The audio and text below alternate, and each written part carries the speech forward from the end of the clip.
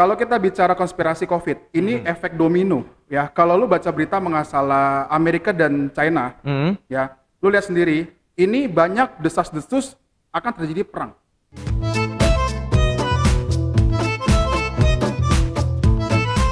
Hello everyone, selamat pagi, siang, sore buat sobat-sobat dulur dimanapun Anda berada. Welcome back to Halo Lur Podcast. Masih bersama gue, Tio Lesmana, yang akan menemani Anda di era tatanan kehidupan baru atau yang bisa kita sebut dengan era new normal. Bagaimana? Kita sudah bisa melihat Jakarta sudah mulai kembali dipadati dengan kendaraan-kendaraan yang didominasi belum lunas angsuran. Dan angkutan-angkutan umum juga sudah mulai ramai dinaiki oleh para penumpang. Anyway, sekarang gua lagi ada di salah satu coffee shop ternama di kota Depok, Minute Coffee and Cut. Letaknya di Jalan Akses UI Kelapa II Depok, tepatnya di depan kampus Universitas Gunadarma Kampus H. Seperti kemarin, gua mau bacain beberapa berita yang lagi trending di media sosial. Untuk kali ini gua mau bacain berita dari Google News. Langsung aja kita masuk ke What's on Google News. Oke, Google. Berita pertama dari dunia otomotif. Sebenarnya gue nggak yakin juga sih ini dari dunia otomotif atau enggak. Yang jelas gue kesel banget baca berita ini. Jadi ada sebuah video yang beredar di media sosial Facebook memperlihatkan segerombolan biker kaos kaki 250 cc menggeber-geber motornya di salah satu tempat wisata di Banyumas. Tepatnya di tempat wisata Baturaden, Kabupaten Banyumas. Nah, yang lebih konyolnya ini dari aksi-aksi itu, wisatawan yang lain tuh nggak berani ada yang negor. Mereka cuma ngeliatin, ya nggak bisa berbuat banyak karena jumlah para biker ini juga lebih banyak dari mereka. Dan yang lebih kurang ajar, wisatawan lain itu minta maaf sama warga sekitar yang terganggu. Ya, ini benar-benar tindakan yang sangat tidak terpuji dan sok jagoan sih kalau menurut gua. Gua sebagai salah satu penyuka sepeda motor mengutuk keras tindakan ini karena ini adalah salah satu tindakan yang mencemari nama baik para bikers Indonesia. Berita yang kedua masih seputar sebuah komunitas. Sebuah rekaman CCTV di sebuah resto tepatnya di Jalan Wonodri, Kerajaan Semarang, berdurasi 44 detik memperlihatkan para goeser sepeda Brompton membawa masuk sepedanya ke dalam kafe tersebut. Dengan santai mereka masuk ke dalam resto tersebut sambil menuntun sepedanya. Bahkan ada salah satu di antara mereka tuh yang nggak nuntun sepedanya alias dinaiki di dalam resto. Kan kurang ajar. Jadi sebenarnya pegawai resto ini sudah sempat melarang para goeser ini membawa sepedanya masuk. Tapi salah satu goeser bilang, ini Brompton loh, kalau hilang mau tanggung jawab. Akhirnya debat, salah satu goeser bilang, sepeda ini bisa dilipat. Akhirnya dikasih izin oleh pegawainya, tapi kenyataannya pas dibawa masuk, nggak dilipat. Dituntun. Nah yang kurang ajar, ada yang naikin sepedanya ke dalam. Kalau dari gue, satu kata sih, buat kalian, norak bego. Berita ketiga, ada seorang pria asal Lombok, Nusa Tenggara Barat, gagal wik-wik sama istri sahnya. Pria berinisial MU, asal desa Glogor, Lombok Barat, Nusa Tenggara Barat, syok berat pas tahu wanita yang dicintainya ternyata cowok juga. Jadi aslinya si istrinya ini adalah cowok, sebut saja S, ngaku-ngaku sebagai perempuan bernama Mita. Hai Mita. Keduanya saling kenal lewat Facebook. Singkat cerita sebulan lebih pacaran, keduanya mantap nikah nih di KUA. Padahal di KUA loh ya, masih aja bisa kecolongan. Awalnya pas malam pertama, si Mita ini bilang lagi dapet.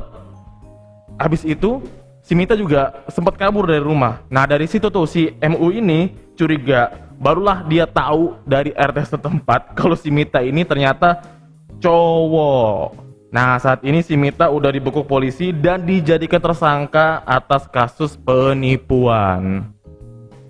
Berita keempat dari Google News Wah, ini serem juga sih gue bacanya. Berita dari Makassar. Udah pada tahu kan sebelumnya ada salah satu jenazah pasien PDP COVID-19 yang dijemput paksa oleh warga, segerombolan warga bersenjata. Usut punya usut, Gubernur Sulawesi Selatan Bapak Nurdin Abdullah bilang, jadi kejadian ini akibat ulah provokator yang menggunakan isu teori konspirasi.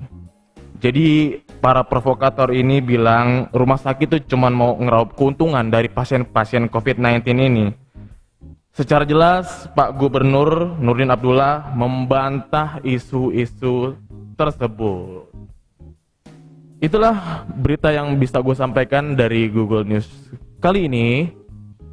Ngomong-ngomong soal konspirasi, itu sebenarnya nggak, menurut gue, salah satu teori yang sebenarnya ada. Cuman menurut gue teori konspirasi itu nggak perlu diperdebatkan sih ya. Itu kalau menurut gue.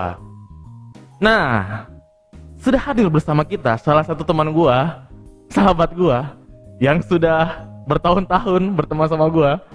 9 tahun lebih kalau nggak salah.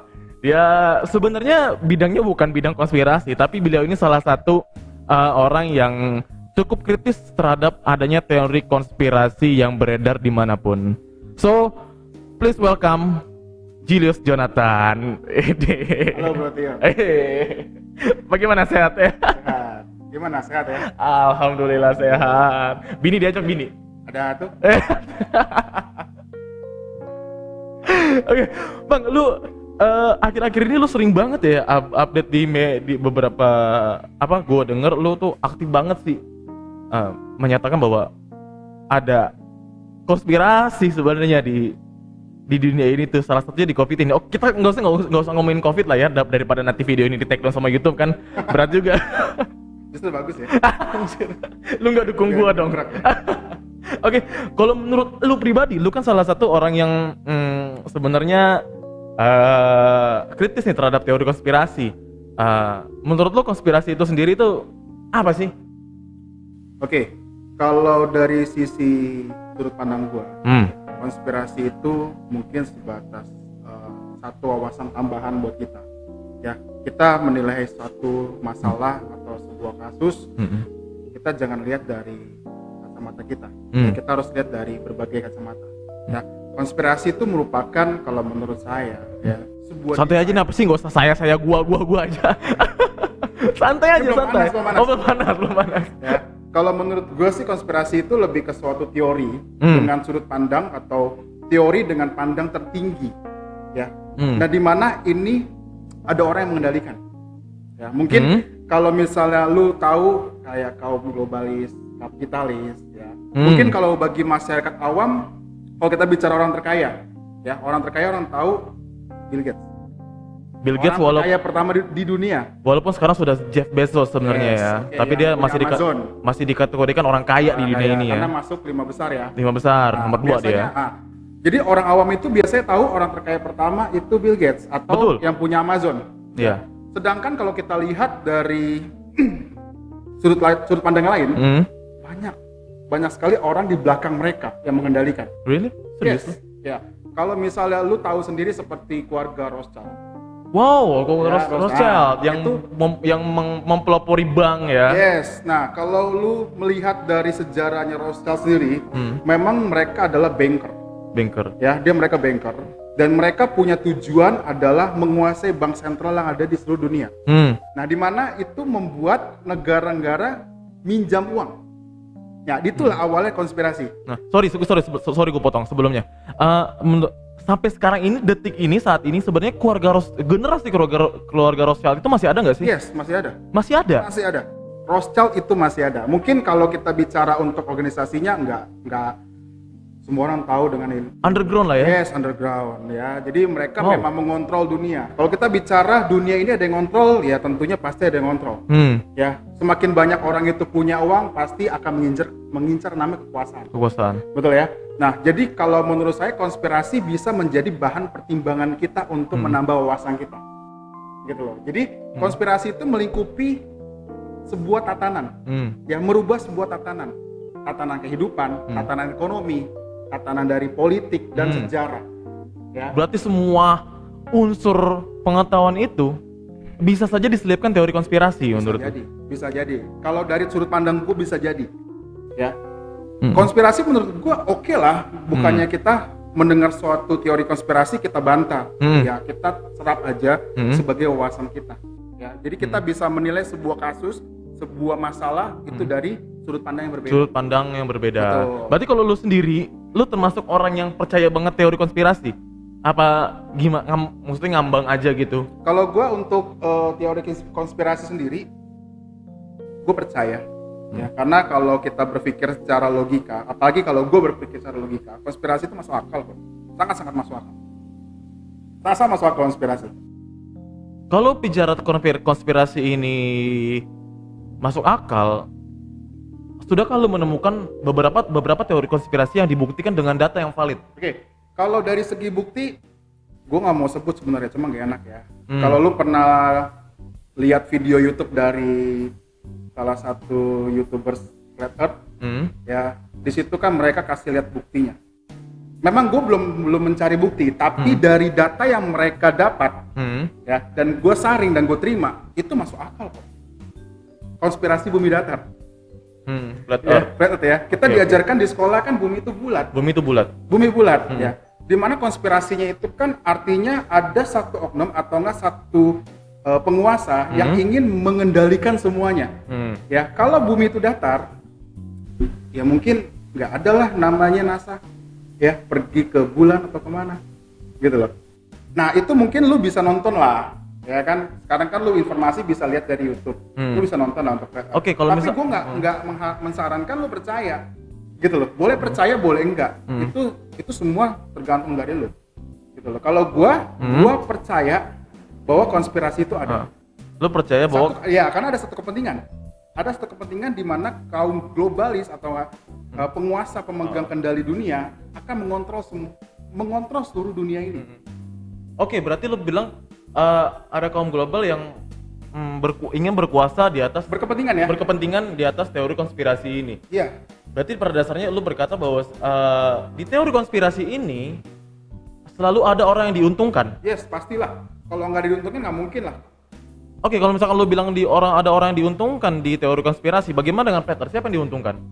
Kalau Flat Earth, kalau gua lihat dari YouTube-nya, dia memang YouTube-nya tidak mengambil keuntungan, tapi dia membuka konspirasi tersebut, ya, agar masyarakat awam tahu dari sudut pandang yang berbeda. Oh, jadi menurut lo sebenarnya Flat Earth ini bukanlah konspirasi, tapi yang membuat fakta sebelumnya baru itulah konspirasi.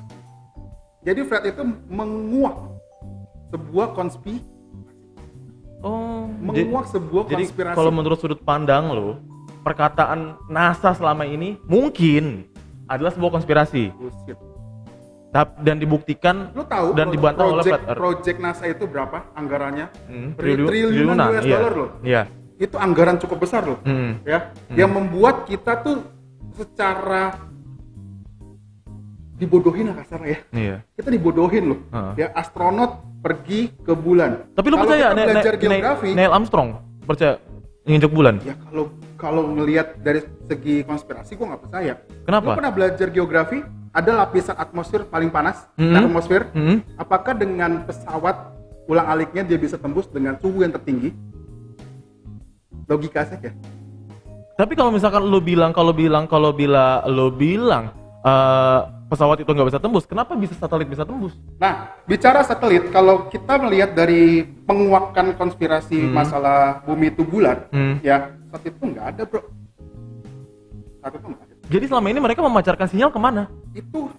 Jadi mereka itu mau mengebom kubah bumi.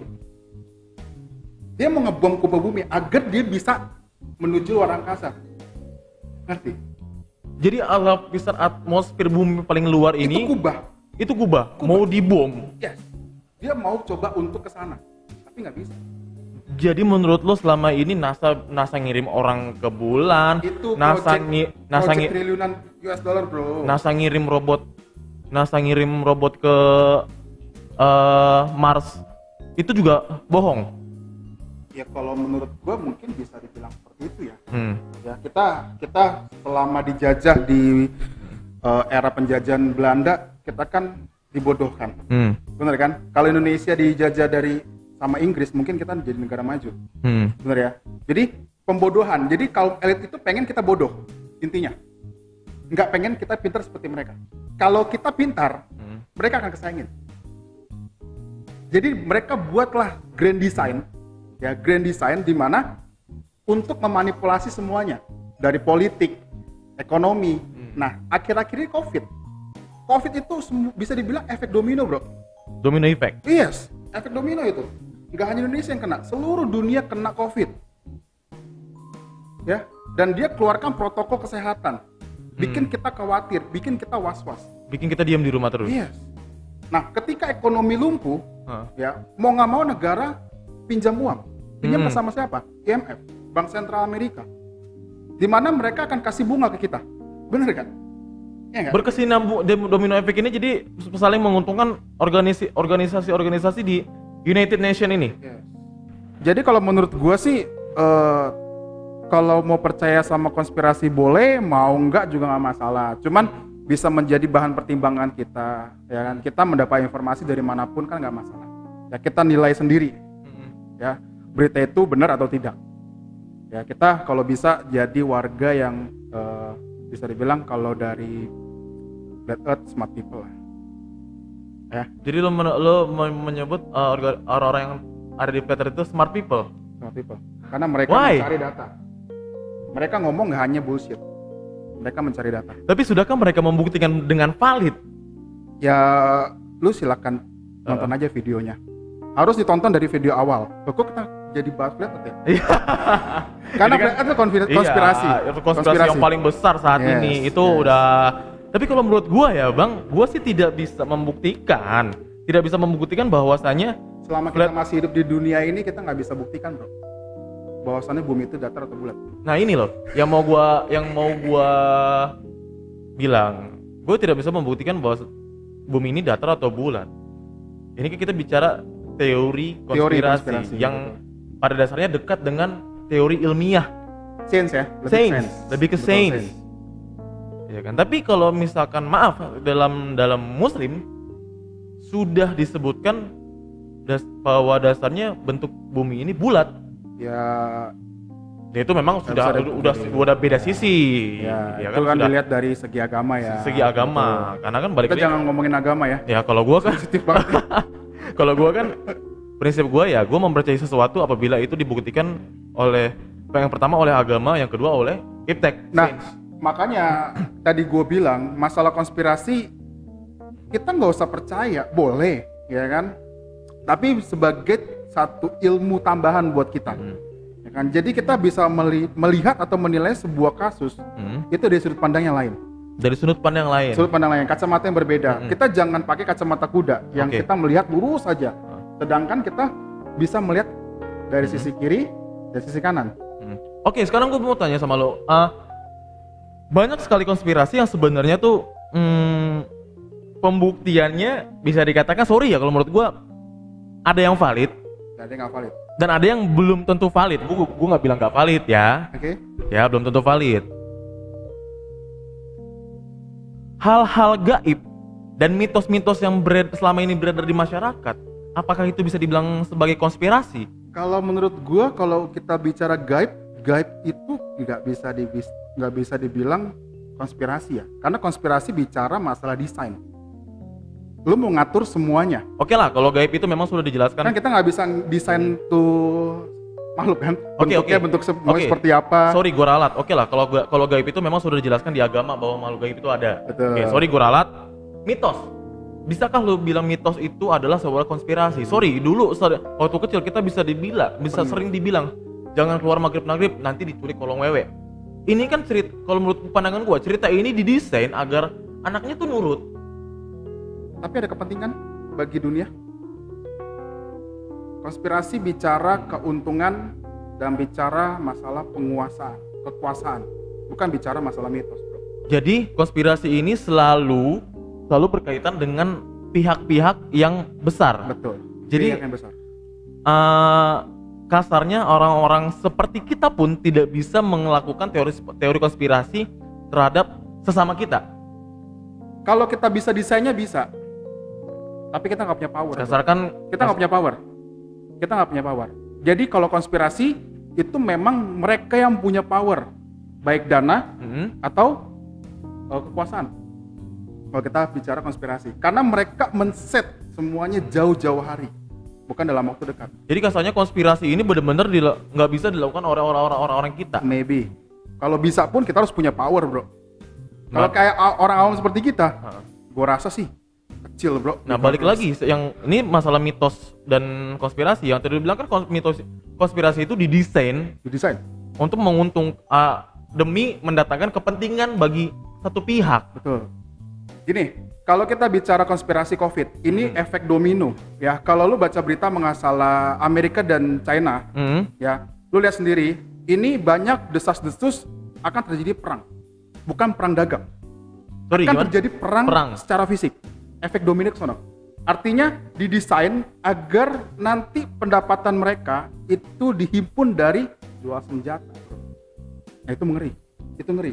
Sorry, ini efek dominonya ini sangat luas. Dari mana COVID ini bisa ke perseteruan? Nah, COVID banyak yang bilang datangnya dari Cina.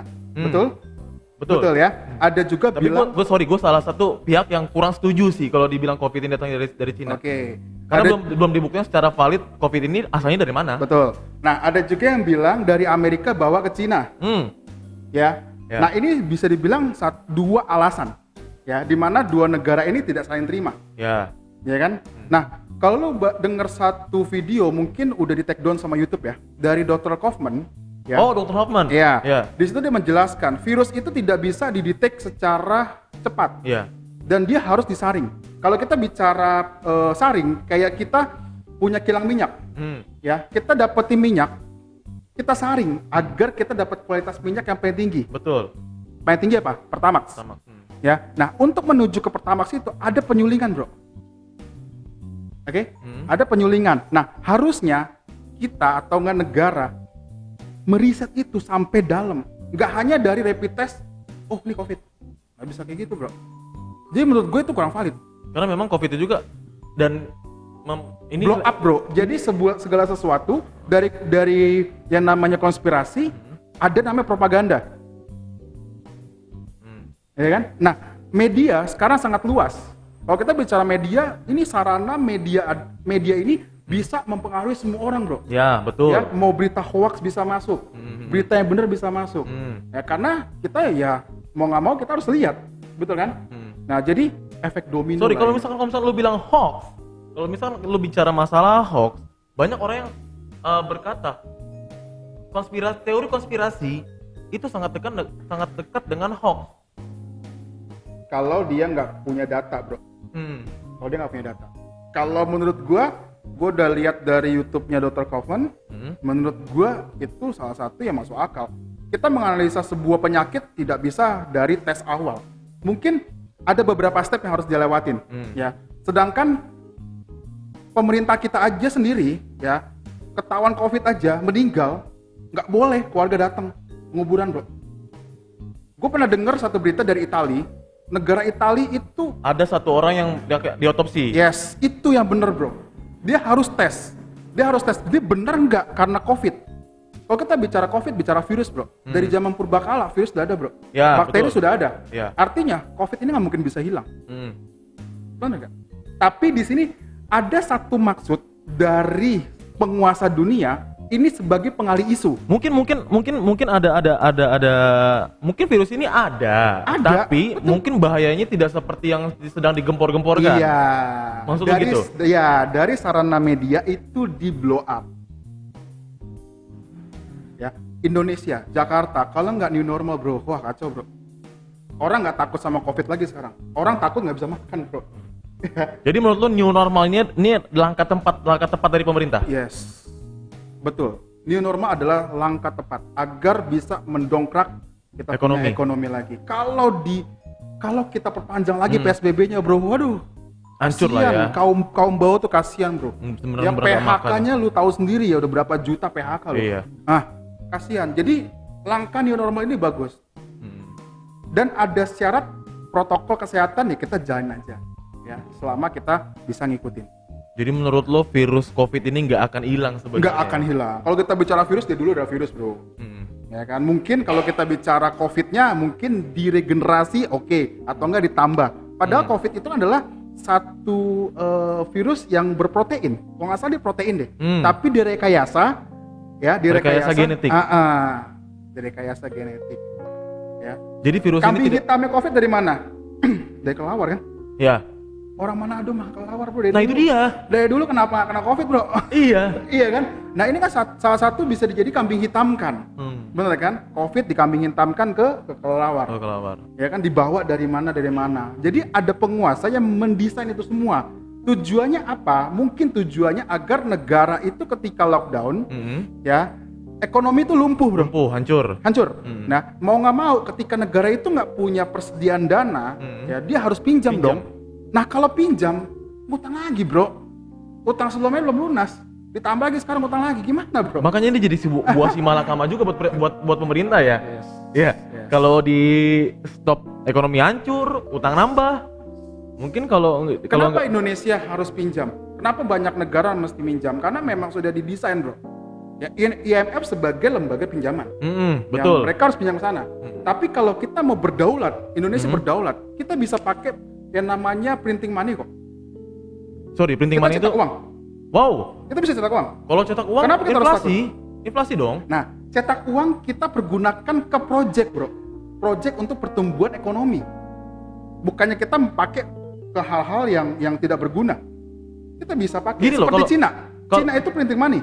Gini loh, kalau misalkan lo bilang printing money, cetak uang dengan jumlah yang banyak, dalam ilmu ekonomi, karena ya gue juga sebenarnya tidak terlalu mendalami hal ini. Mungkin gue belajar sama kuliah ya, karena gue ekonomi dasar-dasarnya aja mungkin udah rada lupa. Jadi gini, uang itu sebenarnya menyerupai barang juga. Uang itu kan. Betul. Dan kita sama-sama tahu bahwa dasarnya kalau misalkan suatu barang bila mana jumlahnya banyak, harganya sudah terlalu murah. Betul. Iya kan? Itu kan bisa menyebabkan nilai tukar rupiah nantinya jatuh. Nah, kalau kita bicara printing money, kenapa China bisa dalam kurun waktu 10 tahunan dia bisa jadi negara maju? Dia ambil langkah namanya printing money. Dia cetak uang dia, tetapi dia support UMKM. Dia support project-project, dia punya proyek-proyek dari dalam negerinya mereka. Walaupun saat itu nilai tukar yen jatuh. Sekali. Yuan, renminbi. Ya, itu jatuh. Tapi dia bisa mensupport, gitu loh. Dia bisa mensupport dan dia tidak bergantung dengan orang lain. Ya, contoh seperti ini bro. Kalau gua satu lembaga, ya, dan lu satu company, lu butuh dana untuk bisnis lu pinjam sama gua, ya, dan lu belum bisa sanggup bayar, dan lu butuh duit lagi sama gua bisa bikin sebuah konspirasi ke lu. Ada kepentingan, lu nggak bayar, ya semua aset gua sita. Lu harus ikutin apa yang gua mau dong. Ya, nah, betul. Kita dibelenggu bro. Jangan sampai kita dibelenggu. Ya, jadi kita pinjam duit sama orang atau kita pinjam dengan negara itu sama aja kita membelenggu. Oke lah, kalau misalkan lu bilang printing money nih, habis itu lu support UMKM. Kita bahas printing money atau kita bahas konspirasi? Ya ini mungkin selingan aja biar ya, sobat-sobat di rumah sharing. Kita rakyat Indonesia, kita diskusi. Kita peduli dengan Indonesia ya. Agar kita nggak kayak gini-gini aja. Betul, kita harus bisa berpikir kritis. Betul. Kalau misalkan lu bilang tadi printing money, lu support UMKM, ya kan? Siapa yang akan mengontrol UMKM ini supaya nanti asetnya tuh balik ke negara juga? Government lah, otomatis. Government yang printing ya harus balik ke government lah. Artinya dipinjam sama government. Nggak mudah lah, Bang. Betul, nggak mudah. Cuman kita harus mencoba beralih ke sana agar kita menjadi negara yang berdaulat. Ya, jangan karena isu ini masuk Indonesia, ya kita jadi panik.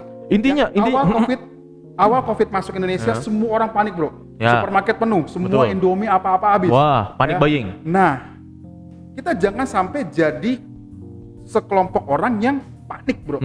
Kita harus buat itu semua santai. Ya, cuman karena ada media yang ngebuat kita jadi panik. Ya, sebenarnya kan media juga punya orang-orang ini juga, orang-orang yang berkepentingan. Kalau nggak gitu, gimana dia bisa tajir, bro? Nah, balik lagi ke masalah printing money. Berarti dasarnya printing money pun kalaupun diambil langkah printing money, Ini 50-50 dong. Amerika sudah printing money, bro. Resikonya masih 50-50 dong. Kalau kita bicara printing money, Amerika sudah printing money dalam jumlah 2 triliun US Serius dollar. lo? Yes. Mereka printing money. Sejak kapan? Basic printing money adalah Sejak kapan Amerika printing money itu? sekitar hampir 2 let's say 2 bulanan lah. 2 bulan lalu. Iya, printing money. Berarti itu saat ini kita tahu nilai tukar rupiah menguat terhadap dolar. Jadi bisa jadi itu penyebabnya. Amerika printing money. Yes. Oleh karena itu nilai tukar rupiah saat ini kuat di angka 13.000. Salah satunya itu Amerika printing money. Printing money. Gue tahu kayak gini, ya mungkin gue tahu dasarnya ya, karena gue memang bergerak di bidang keuangan, bro. Gue selalu update dengan berita-berita internasional. Ya. Jadi ya gue sedikit paham mengenai ini, gitu loh. Jadi basically-nya kalau kita bicara printing money, memang harus ada underlying. Underlying-nya adalah dia harus punya komoditas emas sebagai anti inflasi. Emas. Oh, ya, berarti harus menyiapkan cadangan. Betul. Tetapi ini tidak diberlakukan lagi. Dulu di zaman dulu sistem barter, kalau lu baca lah di Google ya, itu sumber informasi sangat lengkap. Dulu ketika orang mau cetak uang, dia harus punya cadangan devisa. Dia harus punya emas. Ya, yang nilainya sama. Baru dia bisa printing money. Kalau sekarang enggak. Karena kenapa? Kita bicara bank sentral, bro. Itu udah semuanya swasta, bro. Semua swasta punya. Tapi gue nggak mau terlalu bicara itulah ya kan, nanti gue dicari-cari lagi sama warga segitiga itu ya kan. Nanti tiba-tiba jidat lu merah, ya kan, tiba-tiba bolong. Gitu, kan? Aduh, gawat kan. Oke, cuman kita ngebahas gini adalah kita sebagai rakyat Indonesia, kita peduli dengan NKRI kita. Ya, berarti kita harus berani berpikir juga. Iya, kita harus kritis. Kita sebagai kaum milenial kita harus kritis. Ya kan, negara dibawa kemana ya? Dari kita, bro, kaum milenial. Oke, kan? Bicara lagi soal, gue masih penasaran juga sama printing money. Karena menurut gue printing money itu adalah salah satu langkah yang terkesan berani, tapi di satu sisi lain gegabah juga. Bukan gegabah, karena kita sudah biasa minjem, bro. Ya, kita punya sumber daya alam. Kita di luar dari printing money. Kita bicara sumber daya alam. Kita punya cadangan minyak banyak, bro. Iya. Betul. Kan? Kenapa kita nggak bikin kilang minyak sendiri? Karena alatnya nggak ada. Kenapa kita nggak beli? Orang pintar Indonesia banyak, bro. Pinjem lagi. Oke, so far lu pinjem. Tapi kepulang nggak, bro? Harga BBM kita mahal nggak? Belum tentu. Lu punya kilang, harga BBM lu murah lah, bro. Gimana sih? Arab Saudi, dia punya kilang, harga minyak dia murah. Di Arab Saudinya? Iya, di Arab Saudi murah. Kenapa bisa mahal? Karena dibeli sama asing, diolah, lalu dijual lagi. Ini mahal lah, bro. Gimana sih? Ya kan? So far kalau misalnya pemerintah kita berani pinjam uang untuk kilang minyak, BBM kita mungkin bisa 1.000 atau 2.000 perak, bro. Kita kelola sendiri. Wow. Wih, kita bicara orang pintar, orang Indonesia banyak yang pintar, bro. Banyak sekali. Mayoritas orang Singapura tuh bisa dibilang orang kaya Indonesia, bro. Betul. Bener kan? Banyak orang pintar tapi nggak berani bersuara di Indonesia. Iya, kita harus berani bersuara di mana kita itu benar, ya kan? Dan kita nggak mencela orang lain lah intinya. Dan kita nggak nyinggung ke orang lain. Berarti Indonesia ini sebenarnya menurut lu bisa gitu? Bisa banget, bro. Kalau berani. Kalau berani. Sorry, gue belum mau bahas minyak. Gue masih penasaran dengan printing money sih sebenarnya. Kalau misal lu bilang bukan juragan minyak masalahnya. Iya, kita bukan juragan minyak juga. Gue masih penasaran loh dengan asli dengan minyak, kita kiri kanan kita cewek tuh. Poltak Raja Minyak tadi. Sebut nama orang.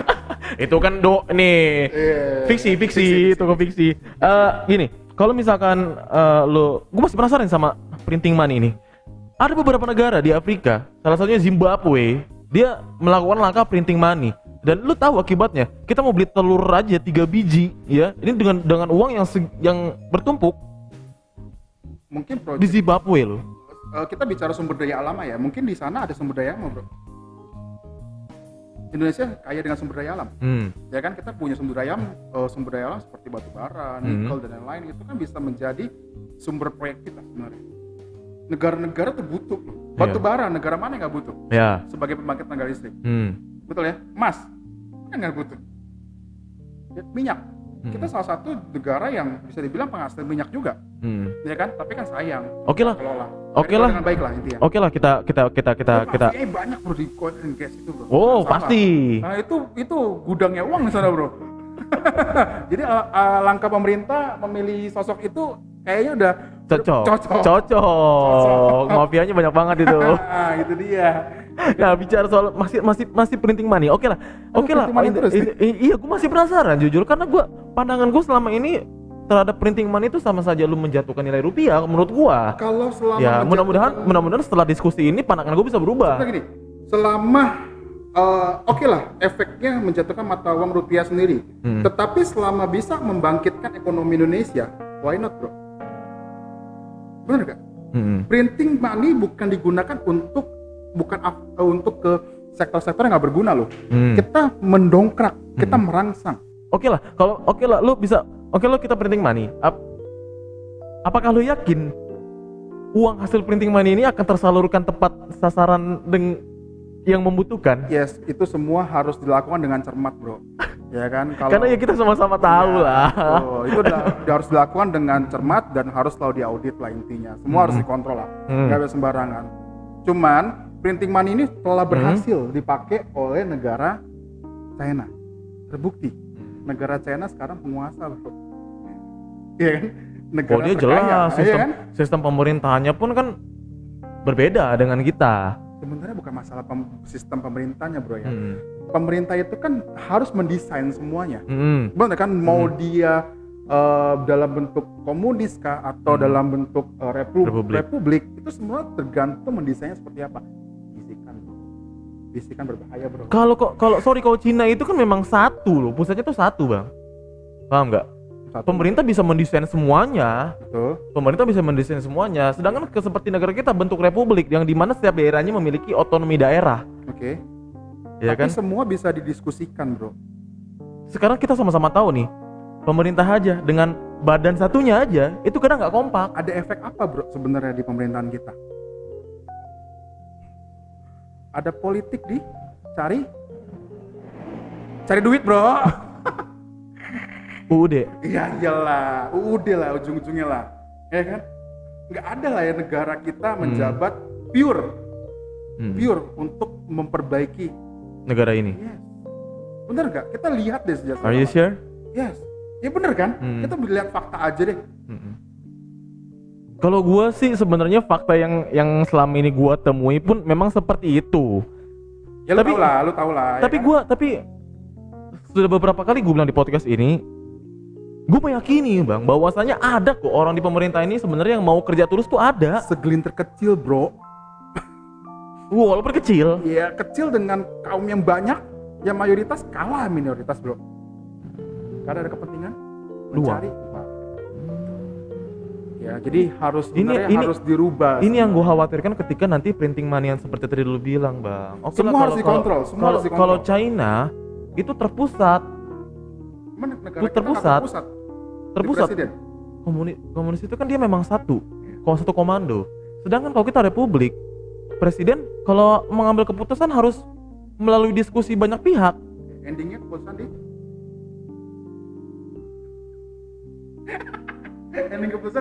Tapi apakah presiden? Apakah badan satunya kalau misalkan itu satu mau bertanggung jawab? Semua kepentingan, bro. Ya, kalau selama di satu kelompok itu masih ada kepentingan, ya itu sulit lah.